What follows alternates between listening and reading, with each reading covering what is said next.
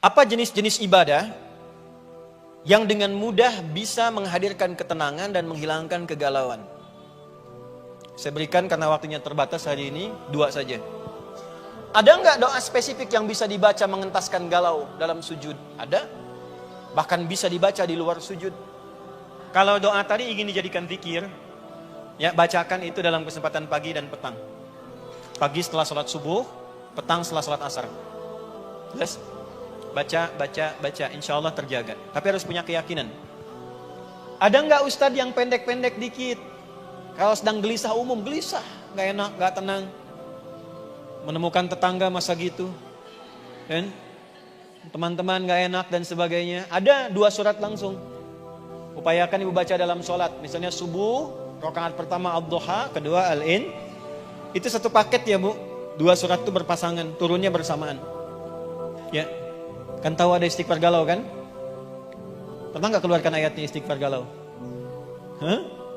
Galau dalam kegelapan, gelap, melihat masalah. Ada istighfarnya. Di mana ditemukannya? Surah 21. Terakhir saya ajarkan doa. Ini singkat padat, tapi nanti insya Allah akan membuat kita itu lebih cepat. Mau sholat, cepat mau belajar Al-Quran. Gue boleh ikuti lagi seperti yang pertama tadi. Bismillahirrahmanirrahim. Walanabluwannakum, dan aku pastikan dengan keagunganku akan menguji kalian yang hidup. Nah, jadi ujian itu hanya diberikan pada yang hidup. Yang meninggal sudah nggak diuji lagi, tapi membawa pertanggungjawaban dari hasil ujian. Awas, jangan salah kesimpulan. Oh, kalau sudah meninggal ujian akan hilang, nggak ada lagi. Jadi memutuskan mengakhiri hidup misalnya. Mohon maaf, dengan keputusan itu justru itu jadi berat setelah meninggal karena dipertanggungjawabkan di hadapan Allah. Jangan salah kesimpulan. Ya? Ambil rumusnya. Walanabluwannakum, dan dengan keagunganku aku akan uji kalian yang hidup. Hidup berbanding lurus dengan ujian. Setiap orang yang hidup pasti diuji. Lompat dulu. Quran surah 2 ayat 286. La yukallifullahu nafsan illa. Allah tidak mungkin menguji seorang hamba di luar batas kemampuan. Berarti sifat ujian yang pertama, jika ada seorang hamba diuji, dia dinilai oleh Allah sanggup, punya kemampuan mengatasi ujian itu. Gak mungkin Allah menguji seorang hamba kalau tidak sanggup. Jadi kalau ibu siapapun hadir hari ini, sedang punya masalah, sedang punya persoalan, ibu harus punya keyakinan bahwa hanya ibu yang sanggup yang bisa menyelesaikan itu. Sebab kalau Allah tidak menilai sanggup, ibu gak akan mungkin dikasih. Ustaz Adi nggak sanggup, makanya saya nggak dikasih. Ibu yang sanggup. Harus yakin, karena nggak mungkin Allah kasih kalau nggak sanggup, tuh nggak mungkin. Itu dulu. Nah, setiap orang hidup pasti ada ujian, ya. Sifat ujian, perhatikan, sifat ujian berbanding lurus dengan kadar kesanggupan. Ujian, sifat yang kedua, diberikan bukan untuk membuat hamba bermasalah, tapi untuk meningkatkan kualitas hidupnya. Sebab setelah lewat ujian, nanti ibu akan mendapatkan kekuatan baru, tambahan kebaikan baru untuk mengatasi masalah berikutnya. Hukum ujian itu begitu bu. Kalau ibu sudah ujian pasti naik kelas, bahasa gampangnya gitu. Ibu punya anak di SD, cucu ada. Mungkin nggak naik SMP kalau nggak ujian? Ujian dulu kan? SMP ke SMA, ujian nggak? Ujian dulu. Nah, ibu bisa paham yang seperti itu. Kenapa nggak dipakai logika itu untuk kehidupan? Jadi kalau sedang punya masalah, caranya bagaimana supaya merasa enak? Ketika sedang diuji, alhamdulillah, ini saya mau naik kelas, di depan saya ini, kalau saya lewat ini, ada hadiah yang Allah ingin kasih. Paham? Balik logika awal. Hidup sama dengan apa? Artinya, sepanjang masih hidup pasti diuji. Artinya, kalau tidak ingin diuji berarti tidak ingin hidup. Pelan-pelan. Ujian bentuknya masalah. Setiap orang hidup pasti punya masalah. Nah, ibu pun yang begini, tenang, senang, manis-manis, senyum, belum tentu nggak punya masalah. Nah, tapi ya wajar karena kita sedang hidup pasti punya masalah. Kalau sudah wafat baru masalah selesai. Nah, pertanyaannya siapa yang tidak ingin punya masalah? Angkat tangan. Sudah, kalau gitu jangan mengeluh. Jelas? Nah, di antara ujian itu, di antara masalah itu ada sifat-sifat dasar. Yang pertama apa? Minal khauf, nomor 1 urutannya, gelisah. Walanabluwannakum bisyai', dan sungguh dengan keagunganku kalian yang masih hidup akan diuji dengan beragam macam persoalan kehidupan untuk meningkatkan kualitas hidupmu, untuk menjawab doa-doamu. Jadi ketika ibu berdoa dijawab oleh Allah, tanda doa dijawab itu ujian dulu. Ya, ibu minta mobil, diuji dulu. Kira-kira kalau dapat mobil sanggup enggak mengemban amanah itu sampai dihisab? Tuh. Itu poinnya. Lalu diberikan ujian. Makanya kalau ibu sedang diuji, ibu harus bersyukur. Karena itu tanda awal Allah ingin menjawab doa ibu. Itu cara melihatnya begitu. Kalau tidak belajar fikih ujian, nggak enak rasanya. Kenapa harus saya, ya Allah? Kenapa engkau tidak berikan pada Ustaz Adi aja? Tidak begitu juga. Jelas, minal khauf. Yang pertama apa? Khauf. Jadi ini ujian pertama, ini fitrah. Jadi nggak bisa kita katakan galau, hilanglah dalam jiwaku. Ya hilang juga rohnya. Jadi melekat pada jiwa. Kegelisahan, ketakutan, kekhawatiran bagian dalam hidup. Wal ju', rasa lapar. Nunggu, pengen duduk sap-sap paling depan dari awal belum sarapan. Wa naqsi minal amwal, kemarin sukses, jualannya banyak, sekarang berkurang, omsetnya turun. Kan? Wal anfus, sakit, ada kerabat yang meninggal dan sebagainya. Wa thamarat, apa di situ thamarat diartikan? Buah-buahan. Nah itu agak kurang lengkap. Kalau buah-buahan berarti hanya tukang buah yang diuji, ya, tukang cakwe tidak diuji, campur nggak diuji. Samarat itu menggunakan kata kiasan, majas, ya, itu isti'arah di ilmu balaghah, diambil satu kiasan. Maksud samarat itu hasil kerja keras kita diambil orang. Ibu nanam pohon, dari tumbuh awal sudah berbuah, besok mau dipanen, malamnya diambil orang. Itu maksudnya. Ibu sudah kerja keras, sudah bikin macam-macam, bikin desain begini, tiba-tiba diambil orang yang bikin pakaiannya. Bisa begitu. Ya, ada ujian begitu ada nggak? Nah, nanti ada cara menyelesaikannya supaya nggak galau. Nanti. Khauf. Dah, satu ya. Jadi saya ingin tekankan dulu bahwa khauf ini ujian awal, gelisah ini diciptakan bersamaan dengan fitrah kehidupan kita. Apa hikmahnya?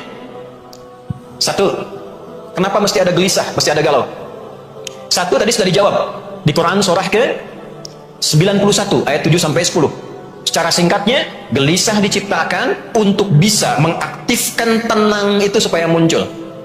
Bahasa kerennya sebagai katalis yang menstimulus ketenangan itu muncul. Sebab kalau nggak ada gelisah, tenang nggak akan muncul. Ibu kalau sedang gelisah pengen apa? Pengen tenang kan? Ya kan? Nah, supaya pengen tenang itu gelisah harus ada. Dua, hikmah dari adanya kegelisahan supaya kita merasakan nikmatnya bertuhan, untuk menunjukkan bahwa Allah itu ada, untuk menunjukkan dan mengamalkan sifat tawakal. Wa ala rabbihim yatawakkalun, supaya terkoneksi dengan Allah, terhubung dengan Allah. Ibu kalau sedang gelisah berdoa nggak? Nyebut nama Allah nggak? Ya, ibu keluar mendung nih, gelisah. Kan fitrah lisan ibu mengatakan langsung, ya Allah, gelap, mendung, ya kan? Macet, gelisah, ya Allah, macet. Sedang ngaji, hujan turun, ya Allah, hujan. Ibu ke pasar, barangnya mahal, ya Allah. Jelas? Ya kan? Anak-anak diatur, dirawat, gak mau nurut, apa yang keluar di lisan? Ya Allah, tuh. Itu sudah fitrah di lisan. Keluar. Jadi gelisah itu diciptakan supaya kita merasa dekat dengan Allah, kenal dengan Allah, terhubung dengan Allah. Dari mana tahu ayatnya? Turunkan lagi di Al-Baqarah. Surat keberapa? Surat kedua. Ayat keberapa? 150. Makanya ibu ngaji. Wa min haitsu kharajta fawalli wajhaka syatral masjidil haram wa haitsu ma kuntum fawallu wujuhakum syatrah li'alla yakuna lin-nasi 'alaikum hujjatun illa alladhina zalamu fala takhshawhum wakhshawni. Nanti di ayat lain ada tafsiran makna khasyah itu turunan bawahnya khauf, fala takhafuhum wa khafuni in kuntum mu'minin. Nanti ada turunan ayat lagi. Ya, jangan engkau merasa kegalauanmu karena takut dari orang lain. Ketika engkau merasa gelisah dan galau, ya, tanamkan rasa galau itu sepenuhnya pada dirimu, untuk diserahkan kepada Allah, mendapatkan solusinya. Curhatkan. Ya, curhatkan. Nanti tingkat di atas khauf itu khasyah namanya. Ya, kepasrahan tertinggi, ketakutan, kegalauan tertinggi, sampai-sampai merasa limbung. Ya, kadang-kadang gelap. saking khawatirnya, gelisahnya, gelap, pikiran gak enak, makan gak enak, minum gak enak. Di titik seperti itu kata Allah, ya, kembalilah padaku. Aku ciptakan semua itu supaya engkau bisa curhat denganku, minta. Maka solusi yang pertama, obat yang pertama dari Al-Quran, satu. Kalau ada kegelisahan dalam bentuk apapun, kegalauan dalam bentuk apapun, obat yang pertama, terhubunglah dengan Allah. Obat yang pertama, terhubung dengan siapa? Allah. Cara terhubung dengan Allah, caranya satu, melalui ibadah. Jadi ketika kita diperintahkan untuk ibadah, salah satu manfaatnya adalah menghilangkan kegalauan yang ada dan sedang kita rasakan dalam diri kita, dalam masalah apapun. Apa jenis-jenis ibadah yang dengan mudah bisa menghadirkan ketenangan dan menghilangkan kegalauan? Saya berikan karena waktunya terbatas hari ini, dua saja. Satu, salat. Satu apa? Baik. Maka kalau sedang gelisah, apapun masalahnya, ibu salat. Ambil wudhu. Saya ulangi, ambil wudhu. Menghadap kiblat, salat 2 rakaat. Apa saja sesuai dengan waktunya. Sesuai dengan waktunya. Misal, waktu seperti ini duha. Niatkan duha itu untuk mendapatkan ketenangan. Jelas? Misal di sholat fardu, silahkan masuk zuhur, sholat. Walaupun sifatnya wajib, niatkan dalam kewajiban itu saat sujud minta ketenangan. Dalam sunnah qobliyahnya, sunnah ba'diyahnya, waktu sholat paling bagus untuk mencurhatkan isi hati kita supaya mendapatkan ketenangan, itu ada dalam tahajud, sholat malam. Ini dirinci lagi, saking rinci loh bu. Karena Allah yang menciptakan kita, Allah paling tahu tentang kita. Sholat malam, ini obat pertama. Ditemukan di mana? Al-Muzammil. Di ayat keberapa? Ayat ke-6. Inna nasyi'atal laili hiya ashaddu wata'aw wa aqwamu qila. Sungguh, jika engkau bisa bangun malam untuk menunaikan sholat, sholat malam itu asyaddu wat'a, sentuhan kepada hatinya lebih kuat. Jadi ibu kalau ingin mengeluarkan rasa di dalam hati yang tersentuh pada jiwa, mengeluarkan segala macam yang dirasakan, kekalutan, kebingungan, lalu dikeluarkan dalam doa kita, wa aqwamu qila, itu lebih kuat dampaknya kepada jiwa, paling cepat mengatasi kegelisahan. Makanya orang kalau bangun malam sering tahajud, sering sujud dengan benar, itu salah satu dampaknya lebih banyak menenangkan pada hatinya, cenderung menyikapi apapun dengan tenang. Ibu kalau pengen jadi pribadi yang lebih tenang, rajin tahajud. Satu. Nanti dalam sujud ibu curhatkan, sholat sunnah boleh ibu curhat, dengan bahasa hatinya keluarkan, biarkan air matanya mengalir, nggak apa-apa, nangis aja, nggak apa-apa, nangis aja sampai ibu udah nggak bisa nangis lagi. Terus kalau belum bisa nangis, kalau belum bisa lagi nangis, kalau belum bisa tangisi diri ibu yang belum bisa nangis. Terus minta. Di mana rumusnya? Nabi Yakub tadi, innama ashku bathi wa huzni ila Allah, di Quran surat 12 Yusuf ayat 88. Ya, 88 89 ibu cek tuh. Sudah? Jadi bentangkan sajadah, minta, itu solusi pertama, obat yang pertama. Kalau masalahnya siang, nggak harus nunggu malam. Ambil wudhu, sholat. Kalau tidak ada waktu sholat yang lain, yang rawatib, yang wajib, ambil yang mutlak. Apa yang mutlak? Sholat wudhu. Selesai wudhu, sholat, niatkan itu, curhatkan sama Allah dalam sujud, minta. Apa dalilnya? Hadis Nabi. Dari siapa? Ibnu Abbas radhiyallahu ta'ala anhuma. Apa bunyinya? Innama aqrabal abdi min rabbihi wa huwa sajidun fa'akthirud du'a. Keadaan terdekat antara seorang hamba dengan Allah itu saat sujud. Maka perbanyaklah doa dan curhatanmu saat sujud itu. Ada nggak doa spesifik yang bisa dibaca mengentaskan galau dalam sujud? Ada. Bahkan bisa dibaca di luar sujud. Ditemukan di mana? Di Sunan Abu Daud. Nomor berapa? 1555. Siapa yang meriwayatkan hadis ini sampai ditemukan dari Nabi? Sahabat Nabi, namanya Abu Sa'id Al-Khudri. Apa bunyi doanya? Bu boleh catat ini. Kalau nanti sambil agak lambat, buka lagi rekamannya. Bu boleh cek satu-satu, ya. Bu boleh ikuti. Allahumma inni a'udzubika minal hammi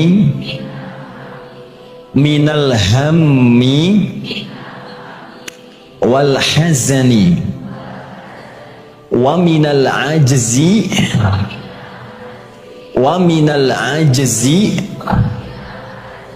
wal kasali wa minal jubni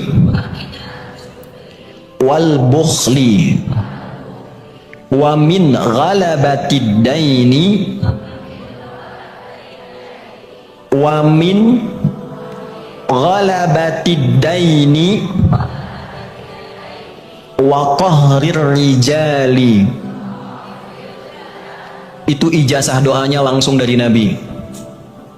Kalimatnya itu indah sekali, disampaikan oleh Abu Sa'id Al-Khudri, diajarkan dari Nabi. Maukah engkau aku ajarkan satu doa yang kalau engkau bacakan itu hilang semua galau? Mungkinlah. Saya terjemahkan ya. Duhai Allah, aku merendah di hadapanmu. Jadi kalau Allahumma itu sambil kita memiliki sifat merendah.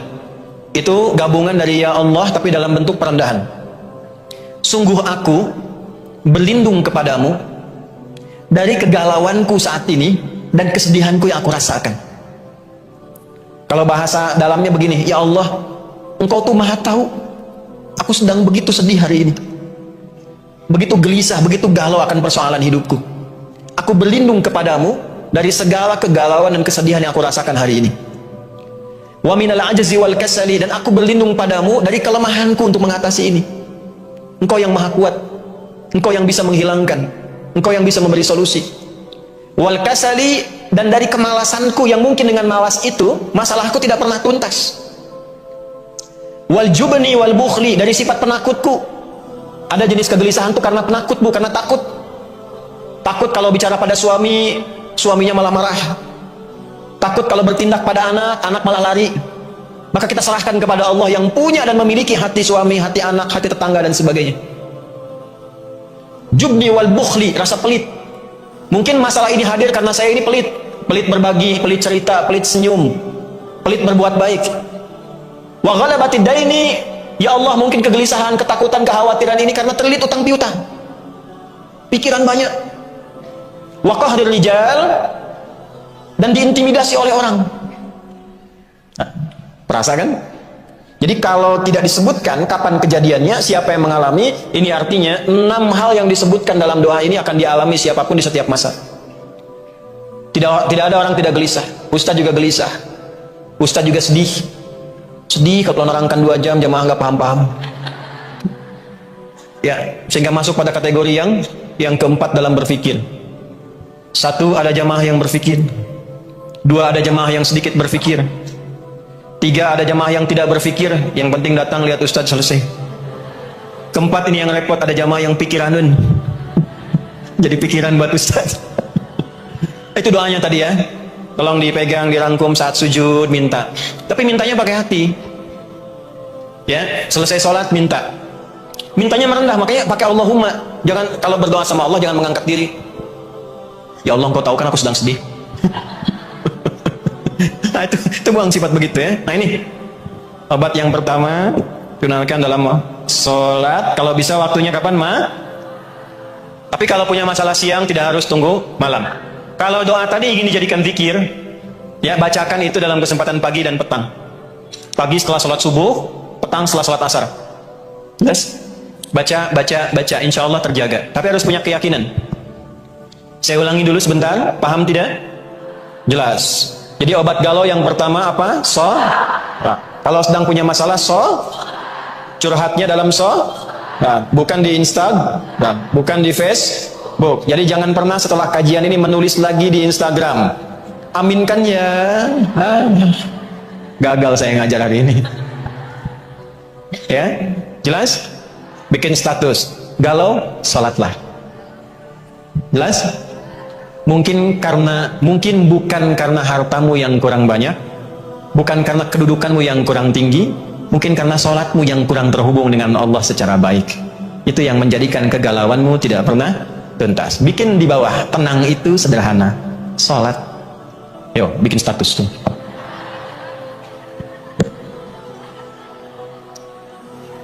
Dah, perdalam dalilnya, perdalam. Adakah perintah dalam Al-Quran? Ini kan baru isyarat tadi. Isyarat kan? Perintah jelasnya ada nggak? Ada. Ditemukan di mana? Al-Baqarah.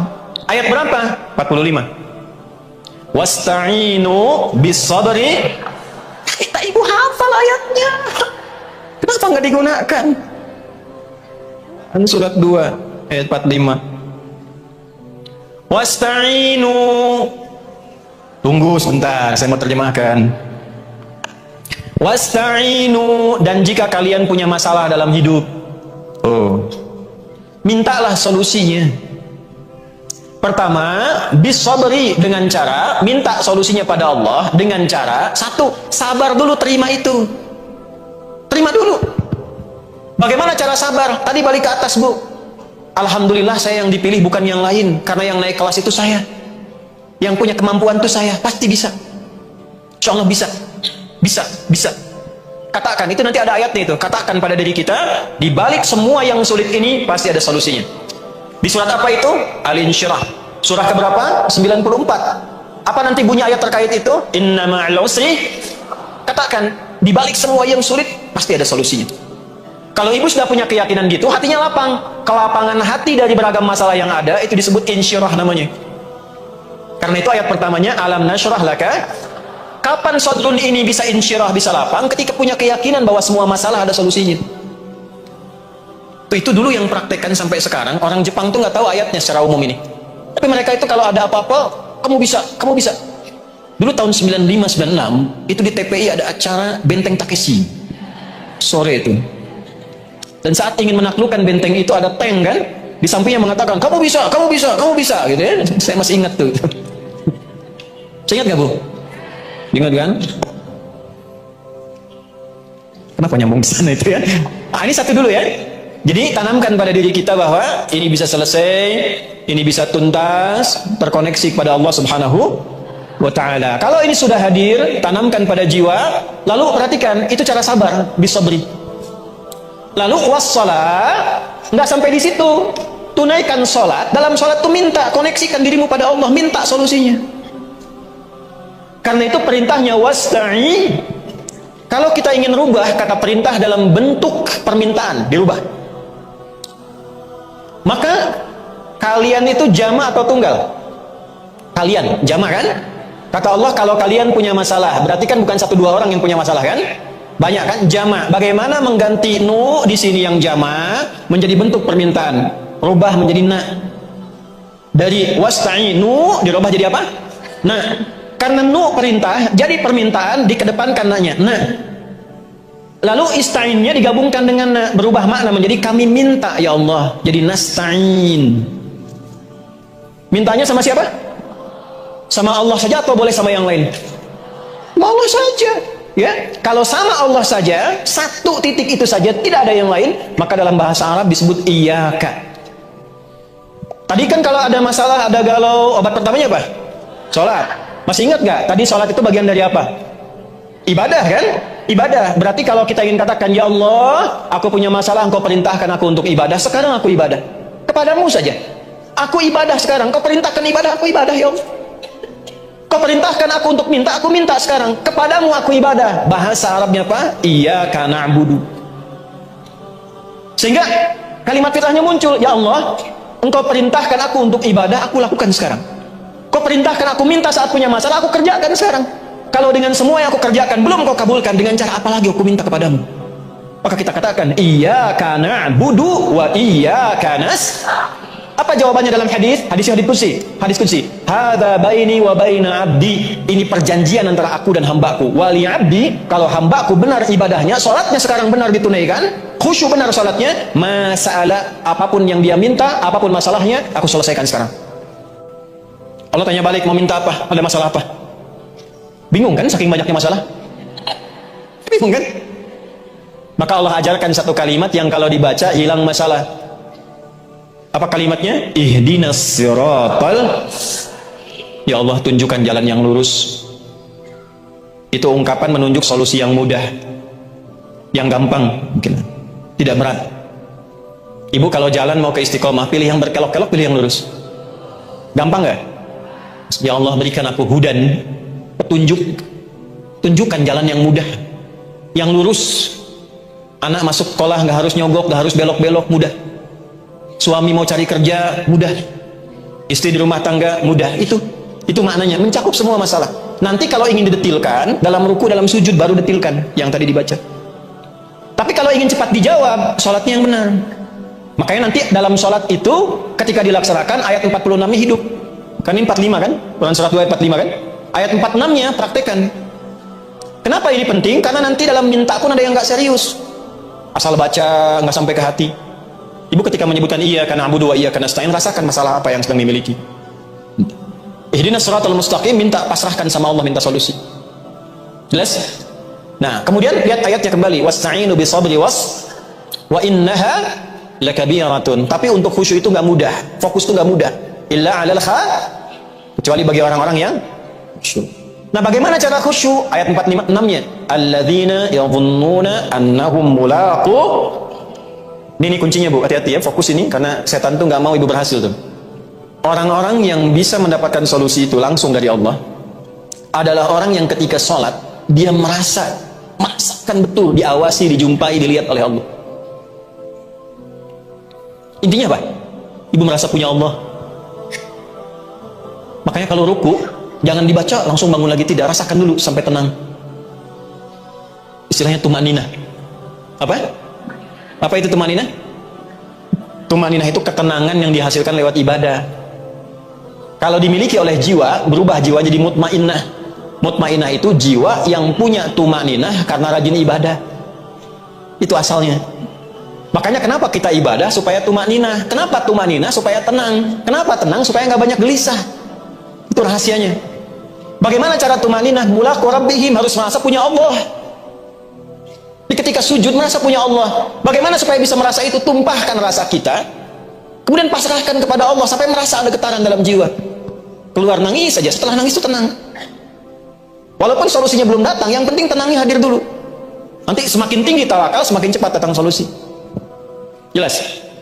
Wa annahum ilaihi raji'un, pasrahkan kepada Allah dan yakini ini semua ujian dari Allah, dan pada akhirnya kita pun akan kembali, akan pulang. Itu caranya. Jadi ini obat galau yang pertama lewat sholat. Cara ditunaikannya sudah kita bahas, waktunya, kapan saja kita dapatkan masalah tunaikan. Tapi kalau ingin berlatih sampai khusyuk baik, diupayakan di waktu malam. Teknisnya bisa ditunaikan dalam sholat tahajud. Karena itu nanti dalam ayat tahajud, setelah tahajud masalah, setelah masalah syifa. Syifa itu obat hati. Ditemukan di mana? Quran surat 17. Ayat berapa? 79 sampai 82. Nah, di 82 itu ada syifanya. Dah. Jelas ya? Paham insyaallah? Jadi kalau sedang galau, sedang punya masalah, sekarang ambil wudhu dua Al-Quran. Dua apa? Al-Quran. Masya Allah. Ini saya penting utarakan dulu, Quran itu mukjizat bukan? Suratnya atau ayatnya juga? Ayatnya juga. Hurufnya mukjizat bukan? Harokatnya mukjizat bukan? Nah, karena semua mukjizat, pertanyaannya apa itu mukjizat? Oh, gue bilang mukjizat tapi nggak tahu mukjizat. Keistimewaan dari Allah. Mukjizat itu dari kata ajaza yu'jizu, yang mengalahkan, yang melemahkan segala sesuatu yang bermasalah. Artinya apa? Obat dari segala masalah, solusi dari semua persoalan. Yang melemahkan siapa yang menantang. Jadi yang bisa melemahkan galau, gelisah, kesedihan, itu ada diantaranya adalah Al-Quran. Pertama, kalau sedang gelisah, sedang gak enak, ambil wudhu, buka mushaf. Ibu baru buka mushaf saja, itu sudah mendapatkan ketenangan. Itu dahsyatnya Quran. Yang lebih luar biasa, ibu buka acak, itu kadang langsung ayatnya sesuai dengan kebutuhan dan masalah ibu. Bisa terjadi begitu. Ya, ada gelombang dalam tubuh kita yang nyambung dengan pembukaan mushaf, begitu dibuka, loh kok ayatnya ini seperti yang saya rasakan. Dah. Kemudian, lanjut pelan-pelan. Kalau ibu punya kemampuan, pilih ayat atau surat-surat yang sesuai dengan masalah ibu sendiri.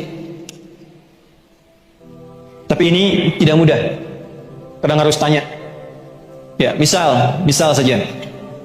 Ada masalah di rumah tangga dengan suami misalnya. Maka ada Al-Quran, misal di surat An-Nisa ayat 34 misalnya sampai 35. Itu kalau sudah fatal-fatal sekali dan sebagainya, ya. Ada masalah dengan anak misalnya, Quran surat 17 ayat 23 sampai dengan 27. Anak masih kecil, cucu kecil dibawa-bawa supaya lurus ke depannya, khawatir jadi apa? Quran surat 31 Luqman tuh. Bisa dari ayat 12 sampai 19 ya. Misal. Kemudian nanti ada surat-surat yang menjaga kita tiap pekanan. Misalnya nanti kalau malamnya itu Yasin, ada fadilahnya. Siangnya itu Al-Kahf. Di Jumat, kalau bisa Jumat baca 2 surah. Malamnya apa? Yasin. Siangnya apa? Kahf. Sampai Nabi berkata begini, man qara'a suratal kahfi fi yaumil jumu'ati adha'a lahu minan nuri bainal jum'ataini. Paham? Tidak. Siapapun yang baca surat Al-Kahfi di hari Jumat, maka Allah akan memberikan nur pada dirinya, cahaya di setiap 2 Jumat. Artinya dari Jumat satu ke Jumat yang lain Allah kasih cahaya pada dirinya. Nur itu disebutkan 45 kali dalam Al-Quran, dibagi dalam 12 makna. Di antara maknanya ada perlindungan dari Allah, solusi dari masalah. Jadi kalau sebulan sekali dibaca, setiap bulan dapat cahaya dari Allah selama 1 tahun 12 bulan dijaga. Ya. Jadi kalau nanti di surat Yasin ada penjagaan pada jiwa, di surat Al-Kahf penjagaan kepada raga. Jelas? Kalau sedang sedih di rumah tangga, masalah banyak dan sebagainya, surat Yusuf misalnya. Yusuf. Ya, ada orang-orang yang pakar, para ulama di bidang ahli Al-Quran, mengeluarkan keutamaan surat dan ayat-ayat Al-Quran. Semuanya punya topiknya masing-masing. Semua ayat Quran itu mukjizat. Kalau ibu ingin penjagaan dalam hidup sampai meninggal, di alam kubur, khawatir nanti kalau meninggal bagaimana? Baca surat Al-Mulk. Jelas? Ada nggak ustadz yang pendek-pendek dikit? Kalau sedang gelisah umum, gelisah, nggak enak, nggak tenang. Menemukan tetangga masa gitu, dan teman-teman nggak enak dan sebagainya. Ada 2 surat langsung, surah 93 dan 94, Ad-Duha dan Al-Insyirah. Upayakan ibu baca dalam sholat. Misalnya subuh, rakaat pertama Ad-Duha, kedua Al-In. Itu satu paket ya bu, 2 surat itu berpasangan, turunnya bersamaan. Tuh. Malam mau tidur, keganggu, gelisah. Oke lah. Lihat anak gelisah, ibu mimpi nggak enak, ya kan? Bangun gelisah nggak bisa tidur, baca 3 surat dan plus 1 ayat. 3 suratnya membuat kita akan lebih merasa nyaman, lebih dingin, lebih adem, lebih cool. Maka 3 cool. Qul huwallahu ahad, qul a'udzu birabbin. Nah, 3 surat ini membuat diri kita lebih cool, terlindungi. Disebut dengan muawwadatis salat. 3 surat minta perlindungan dari kegalauan akibat gangguan-gangguan syaitan. Jadi ada nanti dari 7 itu, selain makna tawakal kepada Allah, makna khauf juga. Memang satu andalannya setan, senjata andalan setan untuk membuat manusia frustasi sampai mengakhiri hidup. Ditemukan di mana itu? Ali Imran, pindah. Surah keberapa? Ketiga. Ayat berapa? 175. Innama dzalikumus syaitanu yukhawwifu awliya'ah. Quran surah ketiga ayat 175. Ada? Innama dzalikumus syaitanu yukhawwifu awliya'ahu fala takhafuhum wa khafuni in kuntum mu'minin. Itu yang tadi saya katakan, tafsir dari Al-Baqarah ayat 150 salah satunya. Sungguh yang mengakibatkan kadang, maaf ya, merasa depresi, anxiety, kebingungan, kegalauan, kegelisahan yang dalam, sampai menghukumi ini nggak mungkin, nggak bisa, stres dan sebagainya, nggak bisa melakukan apa-apa. Itu salah satu faktor yang terdalamnya sebetulnya bukan karena masalahnya, karena setan mengaktifkan senjata utamanya, membuat jiwa orang itu berkesimpulan bahwa ya sudah nggak bisa apa-apa saya, sehingga kemampuannya nggak aktif. Alih-alih menyelesaikan masalah, dia memvonis dirinya sendiri, ditakut-takuti sama setan.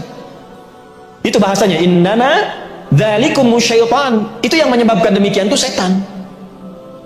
Yukhawwifu awliya'ahu, memberikan ketakutan, menanamkan kegelisahan, membuat depresi, tidak tenang, anxiety dalam dirinya, terus gak enak. Tapi itu hanya bisa terjadi kalau diikutin setannya. Jadi kalau dalam suara hati ada yang mengajak ibu supaya pesimis, depresi, memvonis diri, jangan diikuti, itu setan. Bu jangan lihat saya begitu, setan itu yang, bukan saya. Saya ulang ya. Siapa itu? Setan. setan. Yang menyebabkan itu setan. Jadi kalau ibu sedang punya masalah, terus tiba-tiba dalam hati gitu, "Lah kamu memang begitu. Kamu lemah. Kamu hilangkan dalam keadaan demikian." Yakinkan, itu setan sedang bekerja.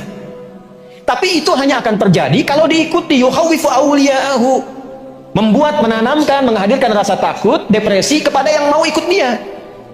Lalu kata Allah begini, "Fala takhafuhum." Jangan diikuti. Bu, jangan diikuti.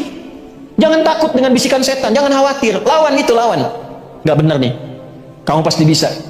Nggak benar. Paksa sholat, paksa baca Quran. Lawan. Kalau nggak dilawan, nanti ke bawah terus. Rasa takut itu kalau nggak dilawan, nanti akan takut terus, Bu. Gelisah kalau nggak dilawan, itu akan gelisah terus. Orang takut dengan ketinggian, harus diajak naik tinggi. Supaya merasa nggak ada apa-apa. Kalau nggak pernah begitu, takut terus. Nah, sama orang yang sedang depresi, sedang takut, sedang macam-macam, itu harus dilawan dalam dirinya. Nah, bagaimana cara melawannya? Wa khafuni in kuntum mu'minin. Pasrahkan semua kekhawatiran, kegelisahan itu kepadaku, kata Allah. Kalau kamu memang beriman padaku, ditanya imannya. Tuh yang khawatir, yang galau, gelisah, memvonis diri, ditanya balik sama Allah, kamu beriman gak? Imannya dipertaruhkan. Hanya orang beriman yang mau mengaktifkan imannya. Aktifkan imannya, Bu. Sehingga ketika iman itu hadir, aman diri kita.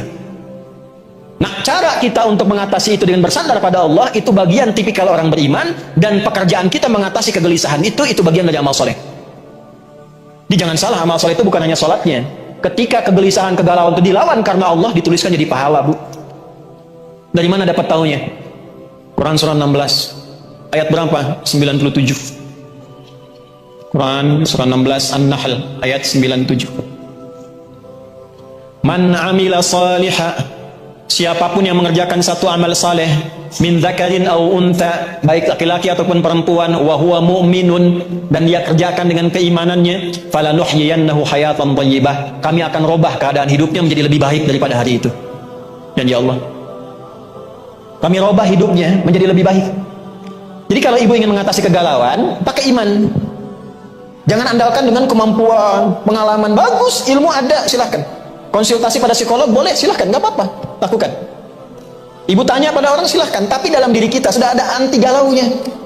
Kalau keluar antibody, kalau galau anti, ada antinya. Bagaimana mengaktifkannya? Pakai imannya. Wa huwa mu'minun. Minta sama Allah amal soleh. Apa amal soleh terkait dengan itu? Yakinkan pada Allah, lawan godaan setannya. Jangan diikutin, jangan dibawa ke depresi, dibawa ke pikiran dalam. Untuk apa? Apa ibu dengan seperti itu selesai masalah? Tidak. Ibu mau vonis diri, nggak bisa tidur, nggak bisa apa-apa. Divonis diri nggak bisa, nggak akan selesai masalah. Lebih baik lawan perasaannya. Nanti setelah itu tenang, hadapi dengan berikhtiar. Lawan dulu, itulah amal soleh. Saat ibu bisa melakukan itu, dituliskan pahala. Apa yang terjadi? Falanuhyiyannahum hayatan thayyibah. Aku akan robah hidup orang itu, kata Allah, menjadi lebih baik daripada keadaannya sekarang. Tuh. Walanajziyannahum ajrahum bi ahsani ma kanu ya'malun. Di akhirat itu dinilai sebagai pahala dan dikasih anugerah surga terindah saat pulang kepada Allah. Tahu nggak tempatnya di Al-Quran disebut apa? Tempat surganya adalah tempat yang sangat luas, seluas langit dan bumi. Ibu punya, ada orang misalnya paling kaya di sini punya kapling 10 hektar, tapi masih 10 hektar, masih di Bandung. Ada orang yang hatinya lebih luas dari keadaan dirinya. Dia lawan kegelisahannya, dia luaskan hatinya. Karena dia meluaskan hatinya untuk mengatasi masalahnya, Allah balas di akhirat dengan memberikan surga seluas langit dan bumi. Silahkan ibu, mau maraton, mau koprol, mau lari, selangit dan bumi itu bahkan selesai. Ditemukan di mana suratnya? Surat ketiga, di ayat berapa? 133. Di mana masalah yang diatasi? Ayat 134-nya. Apa bunyinya? Wasari'u ila maghfiratin mir rabbikum wa jannatin 'arduha as-samawati wal ardu u'iddat lil muttaqin. Oh. Ayo bergegaslah, cepat evaluasi diri. Koreksi diri. Sedang galau, koreksi, kenapa harus begitu? Minta ampunan sama Allah, zikir, istighfar, pakai istighfarnya. Ya, kan tahu ada istighfar galau kan? Pernah nggak keluarkan ayat istighfar galau? Galau dalam kegelapan, gelap, melihat masalah, ada istighfarnya. Di mana ditemukannya? Surah 21. Ayat berapa? 87 sampai 88. Surat Al-Anbiya. Wa dhannuni idh dhahaba mughadiba Wa dhanna an lan naqdiru alaihi fanada fi dhulumati, ini istighfarnya, alla ilaha illa anta subhanaka inni kuntu minadh. Tuh, itu udah tahu. Tuh, karena selama ini banyak menghafal, jarang dipraktekkan. Sampai situ ayatnya nggak dituntaskan. Coba lihat ayat seterusnya apa? Coba lihat ayat seterusnya apa? Fastajabna lahu. Langsung kami jawab. Kalau zikirnya benar, istighfarnya benar, dijawab. Kemudian, wa kasyafna ma bihi min gham. Wa kadzalika nunjil mu'minin. Perhatikan, lalu kami bukakan gham. Apa itu gham? Gham itu asalnya awan gelap yang menutupi seakan-akan gelap karena masalahnya itu sulit. Kenapa dibuat gham? Padahal Nabi Yunus ini terperangkap dalam ikan besar kan? Ya kan? Di dalam ikan kan? Tapi jawabannya kami bebaskan dari kegelapan yang menyelimuti. Artinya apa? Ada orang nanti di masa depan, alhamdulillah. Ada orang di masa depan tidak harus masuk ke dalam perut ikan, tapi punya masalah yang membuat dirinya gelap, seakan-akan mau jalan susah, mikiran susah, saking gelapnya sulit melangkah. Pakai zikir itu, rasakan suasananya, maka Allah katakan, wa kadzalika nunjil mu'minin. Jangankan Yunus, kalau ada manusia di depan memiliki persoalan yang sama, walaupun tidak masuk ke dalam perut ikan, punya masalah yang membuat dia gelap, kami selamatkan orang beriman ini seperti kami selamatkan Yunus. Tapi mu'minin harus pakai iman. Jelas? Ngaji begitu. Ayatnya keluarkan, suratnya, baca itu, zikirnya. Itu algoritmanya namanya. Nah, nanti Quran tadi simpan di tempat-tempat yang baik. Simpan. Mau tidur, kalau tidur bisa lihat mushaf, di tembok disimpan, dikasih raknya dikit, simpan di tempat-tempat yang baik. Apa fungsinya? Kalau ibu minimal sedang gelisah, tiap hari lihat Quran, itu ke hati itu ada ketenangan. Yang kedua, ini dahsyat ini. Biasakan murattal hidup di rumah. Beda. Ruangan yang diisi Quran dengan yang nggak ada Quran itu beda. Lain. Bu, kalau nggak percaya, dicoba ya. Saya cerita karena coba di rumah. Area dapur dikasih murattal, area tempat anak-anak belajar kasih murattal, ruang tamu kasih murattal, di kamar kasih murattal. Satu kali padam karena habis baterainya, itu berubah keadaannya, nggak enak. Nah, coba ibu mulai ya, praktekan gitu seperti itu, bacakan, ngaji yang enak itu akan lain.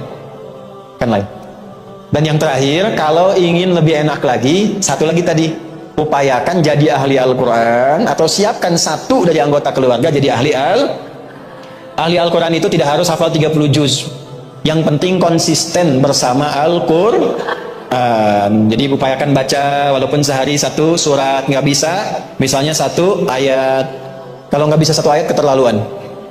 Alif Lam Mim satu ayat, masa nggak bisa? Toha satu ayat, masa nggak bisa? Nama apa Toha, baca Toha nggak bisa. Jelas? Namanya An-Nisa tapi surat An-Nisa nggak pernah dibaca. Halo? Dipaksain ya.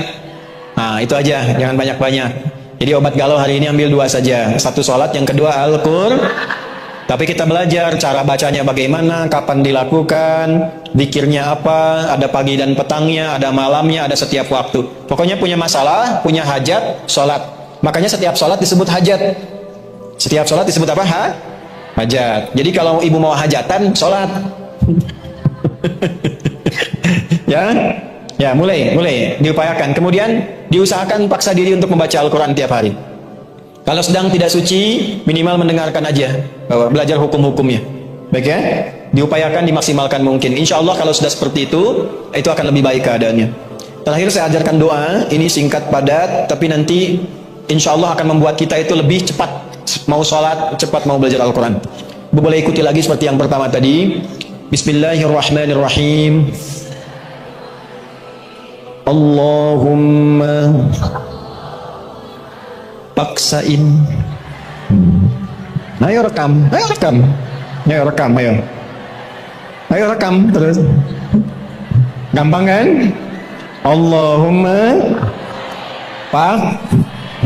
paksa dari sekarang ya, paksa sholat, paksa baca Quran, paksa melawan kegalauan dalam diri, jangan dikalahkan oleh godaan-godaan Allahumma paksain. Jelas Bu? Nah, tapi kalau ibu ditanya sama suami di rumah, belajar naon tadi sareng ustad, Allahumma paksa. Nah, cukup ya. Assalamualaikum warahmatullahi wabarakatuh. Salam. Ustadz, saya sedang bingung. Tadi sudah solusinya. Nah, ini masalah fikih. Masalah fikih. Ustadz, saya sedang bingung. Ruko saya akan disewa oleh perusahaan yang mempraktikkan riba. Dalam ini yang non syariah. Apakah boleh menyewakan tempat kerja kepada perusahaan tersebut? Karena niat saya hanya menyewakan, bukan untuk mendukung ribanya. Itu berbeda antara memfasilitasi dengan bertransaksi. Kalau secara fikih gini, ada prioritas dulu. Kalau ada tempat lain atau pihak lain yang menawarkan itu tanpa skema yang demikian, itu lebih baik. Tapi kalau dalam keadaan memang juga terdesak, diperlukan, maka yang penting itu akad jual beli dan akad sewa menyewa ibu dengan pihak itu. Jadi kalau akadnya itu benar dan tidak terkait dengan pekerjaannya apa, maka yang dihukumi akadnya, bukan perbuatan orang yang menyewanya. Jelas? Paham ya? Kecuali dalam konteks-konteks yang langsung membahayakan secara nyawa. Misal, ibu jualan golok, ada yang beli golok, ibu tahu tujuannya untuk berbuat kriminal misalnya. Nah, maka di situ ada saddud dzariyah untuk menghambat. Semoga kegalauannya sirna dan semoga Allah memberikan solusi yang terbaik. Allahumma taqabbal minna innaka antas samiul alim wa tub alaina innaka antat tawwabur rahim. Rabbana la tad'a lana fi maqamina hadza dhanban illa ghafarta. Duhai Allah, kalau ada di antara jamaah yang datang membawa dosa, jangan biarkan dia meninggalkan tempat ini kecuali Engkau telah ampuni seluruh dosa-dosanya. Wala hamman illa farajtah. Ya Allah, jika ada satu di antara jamaah yang datang membawa kegelisahan, kegalauan dalam hatinya, jangan biarkan dia pulang meninggalkan majlis ini kecuali Engkau telah tenangkan keadaan hatinya. Wala ansiran illa yassartah. Jika ada yang sedang mengalami kesulitan, dengan keikhlasannya datang mengaji, ringankan, hilangkan segala kesulitan hidupnya. Wala maridan illa syafaitah. Jika ada yang sakit, mohon sembuhkan. Allahumma wala dainan illa qadaitah. Jika ada yang datang terlilit dalam ekonominya oleh utang piutang, maka mohon limpahkan rizki kepadanya untuk melunasi utang-utangnya. Allahumma ati anfusana taqwaha wa zakkiha anta khairu man zakkaha anta waliyuha maulaha. Ya Allah, bersihkan hati kami, kuatkan jiwa kami, hanya Engkau yang memiliki jiwa kami untuk kembali kepadamu dalam kebaikan. Allahumma fad biladana Indonesia waj'alna balatan thayyibatan wa anta tardaha. Ya Allah, mohon jaga negeri kami Indonesia, satukan kami dalam kebaikan untuk membangun, jauhkan dari perpecahan. Berikan hidayah pada para pemimpin yang tertinggi sampai yang terendah untuk adil, benar dalam memimpin, yang meringankan hisab mereka di hari kiamat. Wahfad ulama'ana waj'alhum mukhlasin lakad-din. Jaga para ulama kami, ikhlaskan mereka dalam berdakwah, jauhkan dari keburukan, sifat memecah belah, sifat-sifat duniawi, dan berikan kemampuan untuk mencerahkan dalam kebaikan. Allahumma ansur ikhwatana fi Palestin wa fi kulli makanil mubtalin. Ya Allah, mohon anugerahkan pertolongan pada saudara-saudari kami di Palestina. Setiap tempat yang Kau uji, berikan kekuatan, kebahagiaan, dan ringankan hisab kami di hari kiamat karena kelemahan kami dalam membantu saudara-saudari kami di Palestina dan setiap tempat yang mengalami musibah dan ujian. Allahumma rabbana atina fid dunya hasanah fil akhirati hasanah wa qina adzabannar. Barik a'ilati kullal muslimat al hadirat wa barik ya Allah kullal muslimat al muntamiyah fi saf muslimah ya arhamar rahimin. Ya Allah, berkahi keluarga para muslimah yang mengaji hari ini, berikan kesehatan, keberkahan, dan kepada seluruh keluarga yang ada di saf muslimah, pengurusnya, keluarga besarnya, dan kita semua yang hadir hari ini. Bifadlika subhana rabbika rabbil izzati amma yasifun wa salamun alal mursalin wa sallallahu ala sayyidina Muhammad wa ala alihi wa sahbihi ajma'in. Subhanakallahumma rabbana wa bihamdika asyhadu an la ilaha illa anta nastaghfiruka wa natubu ilaik. Walhamdulillahi rabbil alamin. Terima kasih. Mohon maaf. Assalamualaikum warahmatullahi wabarakatuh.